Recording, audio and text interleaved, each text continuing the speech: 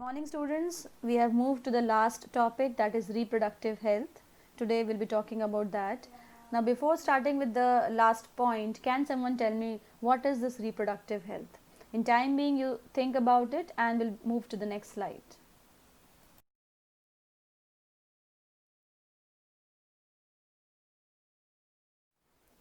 Now if I talk about the process of sexual maturation, it's gradual and takes place while general body growth is still going on. Therefore, some degree of sexual maturation does not necessarily mean that the body or the mind is ready for the sexual acts or for having and bringing up children. Now, how do we decide if the body or the mind is ready for this major responsibility?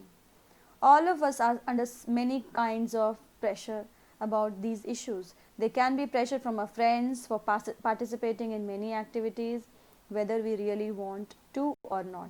Now, as you know, you people are in adolescent period where many a times you feel that your parents are right, many a times you feel that, I would say that majority of the times you feel that your friends are right. But what I want to convey here, that you should convey all the things to your parents. You should make your parents as friend, right? Or either your neighbors, one of the elder brother or sister you should have. You should not be following whatever your friends are telling you. You should think twice, and I would say that at least 10 times you should think if you feel that this is not right and I should not be doing it. There can be pressure from families regarding marriage and start having children. Now there can be pressure from government agencies to avoid having children. Now all these situations, it depends that what the person decides. Human beings are different than other animals because they have the power of thinking. They have to obey certain moral values and need to behave sensibly in most of the aspects of life. Beginning of puberty does not mean that a person is physiologically ready for the process of reproduction. For a human being, reproduction involves more than just producing an offspring.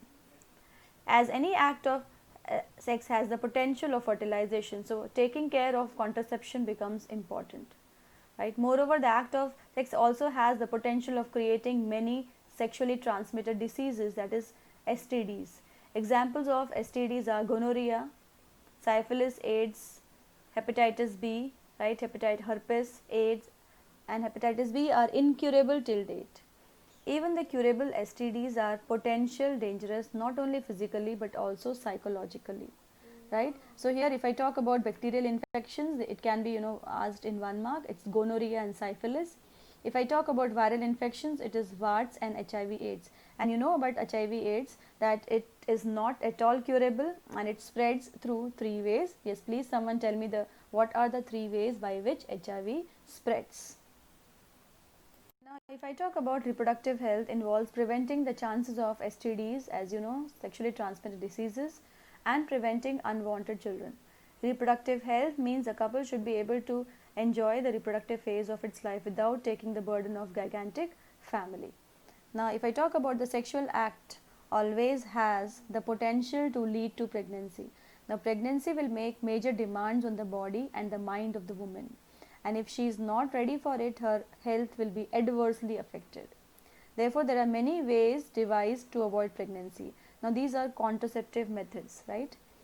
Now, these contraceptive methods fall in a number of categories. We will be discussing those categories soon.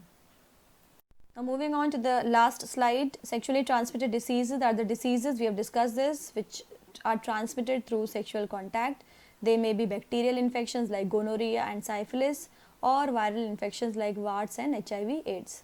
Now, prevention of pregnancy can be done by contraceptive devices, right? We are going to discuss 4 methods. Pregnancy can be prevented by 4 main methods. They are barrier methods, chemical methods, and surgical methods, and one more you can add, that is IUDs, okay, intrauterine devices. Now, barrier method here consists of condom, diaphragm, cervical cap. Now, here it will create a physical barrier, okay, and here it will not allow meeting of the sperm and the ovum. If I talk about chemical methods, it consists of taking medicines, right? Now, here this is another category of contraceptive that acts by changing the hormonal balance of the body so that eggs are not released and fertilization cannot occur. These drugs commonly need to be taken orally as pills. Since they change hormonal balances, they can cause side effects too, right? Now, Next here we can add here IUCDs, intrauterine devices, in which we are going to add copper T, right. It is also known as loop.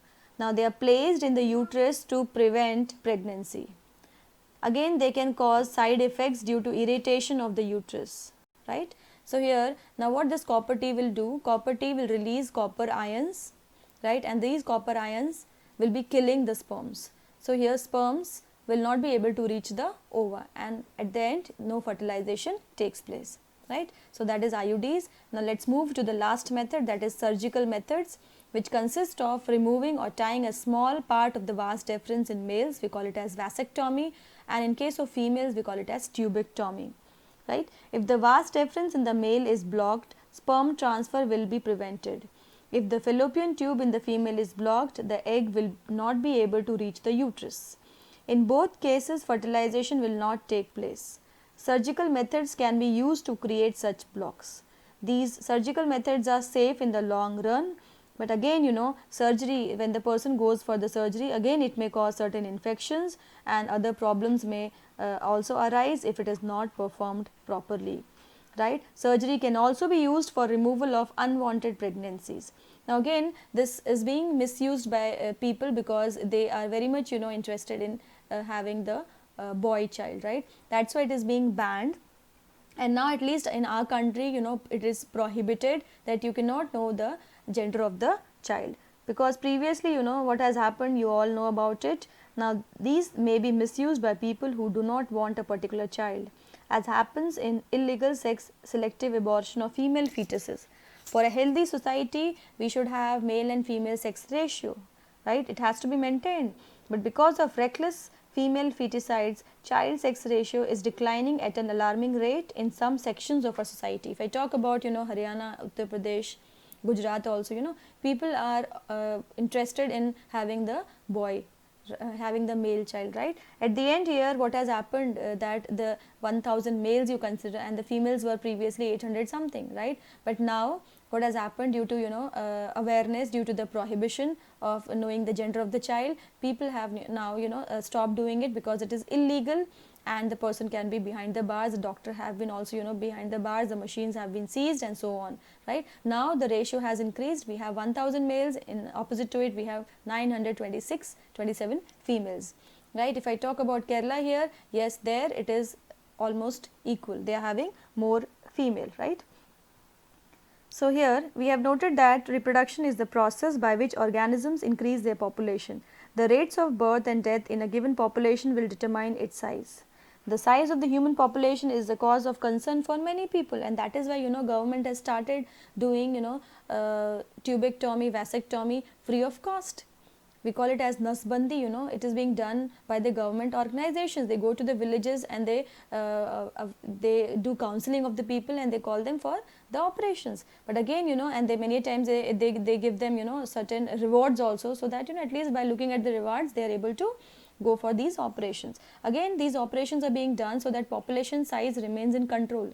Otherwise, as you know, we are already on second number, the population will keep on exploding, the resources are getting depleted and the standard of living is also going down. So here we have to ensure that people are having less number of children. I hope children you have understood the entire chapter. If you have doubt, you can always ask me. Let us discuss in-text questions.